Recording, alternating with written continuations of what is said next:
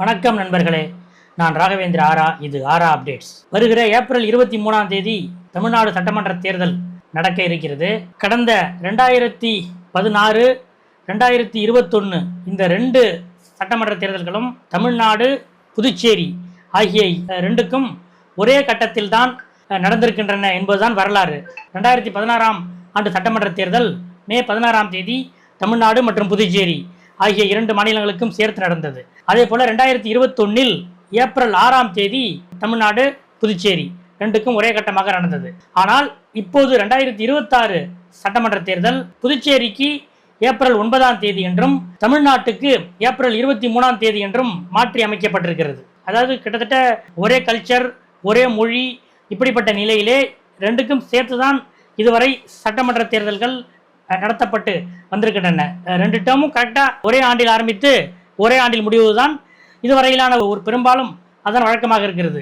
இந்த நிலையிலே இந்த முறை மட்டும் ஏன் புதுச்சேரிக்கு முன்கூட்டியும் 2வது கட்டத்தில் ஏப்ரல் 23 தமிழ்நாடு தேர்தல் ஏன் தள்ளி வைக்கப்பட்டது என்றால், இந்த திமுக அரசு 5000 ரூபாய் பெண்களுடைய அக்கவுண்டில் போட்டதுதான் காரணம் என்று திமுக தரப்பில் குற்றம் சாட்டப்படுகிறது. இந்த நிலையில் இன்றைக்கு மார்ச் 16 திமுக மாவட்ட செயலாளர்கள் மற்றும் எம்பிக்கள் கூட்டத்தை முதலமைச்சர் ஸ்டாலின் அறிவாலயத்தில் கூட்டினார். நோட்டிபிகேஷன் வந்த பிறகு நடக்கிற முதல் மாவட்ட செயலாளர் கூட்டம். அந்த கூட்டத்தில் முதலமைச்சர் ஸ்டாலின் திமுகவுடைய வருகிற சட்டமன்ற தேர்தலில் நாம் 234 சட்டமன்ற தொகுதிகளிலும் வெற்றி பெற வேண்டும், கூட்டணி கட்சி தானே நிற்கிது அப்படின்ட்டு அலட்சியமா இருந்துடாதீங்க, அதே போல உங்களுக்குள்ளே இருக்கிற கோஷ்டி மனப்பான்மையை இவர் வேட்பாளராக இருந்தால் இவரை சட்டமன்றம் செல்லவிடக்கூடாது என்ற அடிப்படையில் மெத்தனமாக எதிர் வேலைகள் செய்யாமல் இருங்கள் என்றெல்லாம் சொல்லி 234 நான் தான் வேட்பாளர் என்று ஸ்டாலின் சொல்லியிருக்கிறார். இதை ஏன் அழுத்தம் திருத்தமாக இன்று அவர் சொன்னார் என்றால், காங்கிரஸ் கட்சி பல்வேறு வகையான சர்ச்சைகளுக்கு இடையில் தான் அந்த கூட்டணியை அமைத்தது. 25+3 28 என்ற இடங்கள் கொடுத்து மிகப்பெரிய ஒரு சர்ச்சைகளுக்கு மத்தியில் அந்த உடன்பாடு ஏற்பட்டது.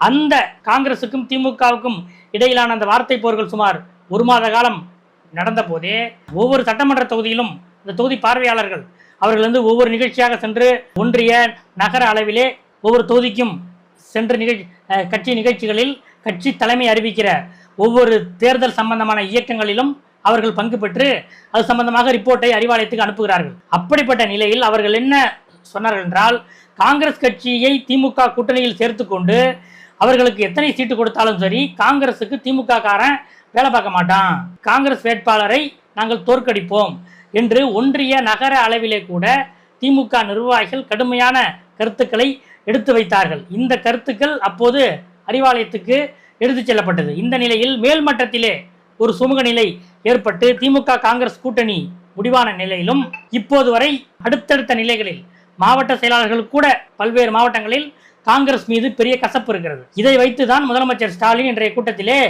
கூட்டணி கட்சியினரை சேர்த்து, அதாவது நம்மளுடைய வேட்பாளர்கள் கூட்டணி வேட்பாளர்கள் இருவரையும் சேர்த்து வெற்றி பெற வைக்க வேண்டியது மாவட்ட செயலாளர்களாகி உங்களுடைய பொறுப்பு, இல்லை என்றால் உங்களுடைய பதவி பறிக்கப்படும் என்றெல்லாம் இந்த கூட்டத்திலே பேசியிருக்கிறார்.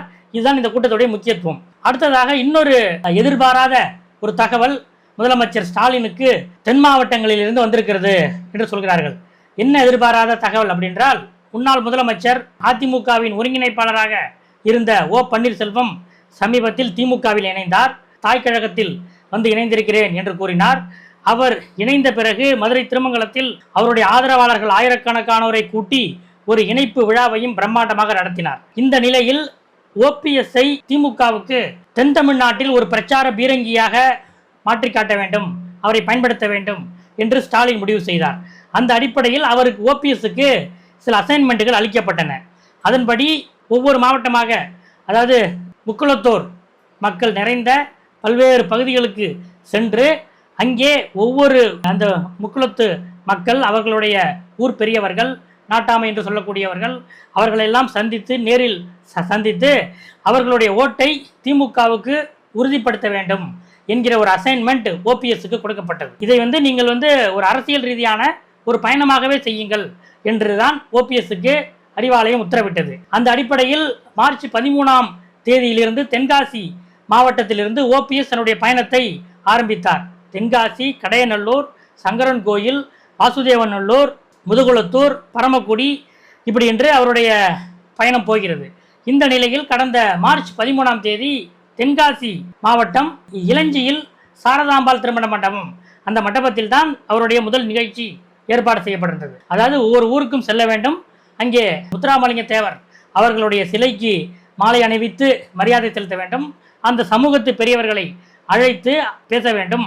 எடப்பாடி காலத்தில் அதிமுக எப்படி இருக்கிறது, ஒரு சமுதாயத்துடைய கட்சியாக அல்ல ஒரு சமுதாயத்தை வஞ்சிக்கிற கட்சியாக அது மாறிவிட்டது என்பதை நீங்கள் அந்த மக்களுக்கு இன்னும் வலுவாக எடுத்து சென்று அவர்களுடைய ஆதரவை திமுகவுக்கு ஒட்டுமொத்தமாக திருப்ப வேண்டும் என்பதுதான் ஓபிஎஸ்க்கு கொடுக்கப்பட்ட அசைன்மெண்ட். இந்த வகையில் தென்காசி மாவட்டம் இளஞ்சியில் சாரதாம்பாள் திருமண மண்டபத்தில் ஓபிஎஸ் உடைய முதல் நிகழ்ச்சி ஏற்பாடு செய்யப்பட்டது. ஆனால் அந்த மண்டபத்தில் அன்று அந்த நிகழ்ச்சி நடக்கவில்லை. அதனால பக்கத்தே இருக்கக்கூடிய குற்றாலத்தில் காசிமேச்சர்புரம் அந்த பகுதியில் முருகன் மகாலில் ஏற்பாடு செய்யப்பட்டது கூட்டம். காலை 9 மணிக்கு கூட்டம் என அறிவிக்கப்பட்டது. தென்காசி தெற்கு மாவட்ட செயலாளர் ஜெயபால் தான் இதற்குரிய ஏற்பாடுகளை அவர் செய்திருந்தார். இந்த நிலையில் காலை 9 மணி அளவில் ரொம்ப சொற்பமான நபர்கள் தான் அந்த கூட்டத்துக்கு வந்திருந்தார்கள். கிட்டத்தட்ட இந்த மண்டபத்தில் ஒரு கால்வாசி பேர் தான் இருக்காங்க 9 மணி அளவில். உடனடியாக சுரண்டை நகர செயலாளர் அவர் மட்டும்தான் புல்லட்டில் வர்றாரு அப்படின்னு சொல்கிறாங்க. இந்த நிலையில் தான் உடனடியாக அடுத்தடுத்து திமுக நிர்வாகிகளுக்கு ஃபோன் போடப்பட்டு கிட்டத்தட்ட ஓபிஎஸ் வரும்போது சுமார் 300 to 350 பேர் அந்த மண்டபத்திலே அமர வைக்கப்பட்டார்கள். அதுவும் கடைசி ரோல சும்மா நாற்காலிகள் சும்மா இருந்ததாகவும் கடைசி ரோல மீண்டும் முயற்சி செய்து கடைசி வரிசை வரை திமுகவினர் அந்த மண்டபத்தை நிரப்பினார்கள் என்றும் கூறுகிறார்கள். ஓபிஎஸ் அந்த கூட்டத்தில் மேடையில் அமர்ந்து எடப்பாடி பழனிசாமி செய்த துரோகங்கள் என்ன என்பது பற்றியெல்லாம் விலாவாரியாக உரையாற்றினார். இப்படிப்பட்ட நிலையில் அந்த ஓபிஎஸ் உடைய இந்த தென் மாவட்டத்தில் அவருக்கு அவர் என்ன பர்பஸுக்காக அவருக்கு அந்த அசைன்மெண்ட் கொடுக்கப்பட்டதோ அதனுடைய முதல் கூட்டமே சொதப்பல் என்பதுதான் அறிவாலயத்துக்கு போயிருக்கிற ரிப்போர்ட். அதாவது முக்குளத்து சமூகத்தின் முக்கிய பிரமுகர்களை சந்திக்க வேண்டும், அவர்களுடைய ஊருக்கே சென்று சந்திக்க வேண்டும், அவர்கள் ஊரில் ஒரு இடத்தை ஏற்பாடு செஞ்சு அங்கே சென்று சந்திக்க வேண்டும் என்பதுதான் ஓபிஎஸ்க்கு சொல்லப்பட்டது. ஆனால் ஓபிஎஸ் என்ன பண்ணாரு, இல்லை அந்தந்த இடத்துல ஒரு மண்டபத்தை பிடிச்சிருங்க, அந்த மண்டபத்தில் ஒரு நிகழ்ச்சியை ஏற்பாடு செய்யுங்க, முதல்ல இப்படி செய்வோம், அடுத்த கட்டமாக ஊருக்குள் செல்லலாம் என்பது ஓபிஎஸ் அவர்களுடைய எண்ணமாக இருந்திருக்கிறது. அதை அவர் திமுக மாவட்ட செயலாளர்களிடமும் எடுத்துரைத்திருக்கிறார். அந்த அடிப்படையில் தான் இந்த மண்டபங்களிலே இந்த நிகழ்ச்சி ஏற்பாடுகள் நடைபெற்றன. நான் சொன்ன அந்த குற்றாலம் காசிமேச்சரபுரம் நிகழ்ச்சியில் தொடங்கி அடுத்தடுத்த பல்வேறு நிகழ்ச்சிகளிலும் ஓபிஎஸ்க்கு எவ்வளவு கூட்டம் கூடுகிறது, அவருடைய செல்வாக்கு என்ன என்பது பற்றிய ஒரு ரிப்போர்ட் அறிவாலயத்துக்கு சென்றிருக்கிறது. அதன்படி என்ன என்றால் ஓபிஎஸ்ஐ முக்குளத்து பிரமுகர் என்பதை விட ஒரு திமுக காரர் என்றுதான் அங்கே பார்க்கப்படுகிறார். திமுக நிர்வாகிகள் தான் இந்த கூட்டத்துக்கு வருகிறார்கள். இன்னும் சொல்ல போனால் ஓபிஎஸ் அதிமுக உரிமை மீட்பு கழகம் என்று வைத்திருந்தார்கள் அல்லவா, இந்த மாவட்டங்களிலே அந்த உரிமை மீட்பு கழக நிர்வாகிகள் கூட முழுமையாக ஓபிஎஸ் பக்கம் வரவில்லை.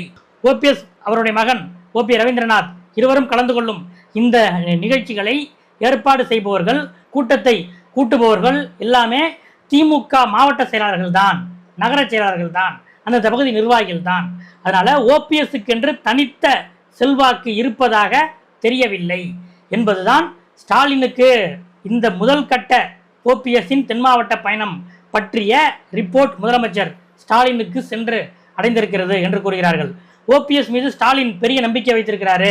அறிவாலயத்திலேயே ஓபிஎஸ்க்கு ஒரு தனி அறை ஒதுக்கலாம் என்று கூட அவர் ஆலோசனை செய்து கொண்டிருக்கிறார். அந்த அளவுக்கு அவர் ஓபிஎஸ் மேல் நம்பிக்கை இருக்கிறது.